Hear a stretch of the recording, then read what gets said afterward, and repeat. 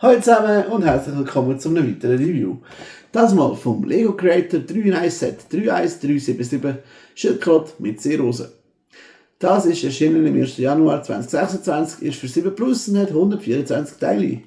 Der unverbindliche Verkaufspreis ist bei 9,99 Dollar, Euro oder Schweizer Franken. Und das Set, respektive die Schildkröte, ist 4 cm hoch, 10 cm lang und 6 cm breit. In der Packung enthalten sind natürlich 2 Papiersäckchen mit den Teilen. Hätte man auch in eins packen können, aber ja. Dann haben wir 3 Papierleitungen, das mal keine Downloads. Angefangen haben wir natürlich mit der Schildkröte, das Hauptset. Dann haben wir den Frosch. Und, Moment, jetzt machen wir das anders. Angefangen mit der Schildkröte, das Hauptset. Dann haben wir hier einen Frosch und ein Chamäleon. Bei der Schildkröte enthalten ist natürlich auch hier die Seerose aus rosa Teilen.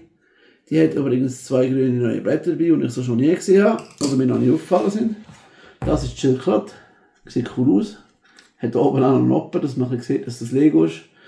Den Kopf kann man bewegen und das Maul kann man bewegen. Und die ist da natürlich auch gerade so das Blättchen, weil sie da am Mampfen ist.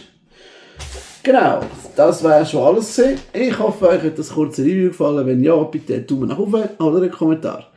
Tut das mit Freunden und Verwandten teilen und abonniert uns, falls ihr noch nicht habt, damit ihr nichts mehr verpasst. So oder so würden wir uns freuen, wenn ihr noch ein paar Videos schaut und wir uns nächstes Mal wieder sehen. So, also bis dann. Ciao zusammen!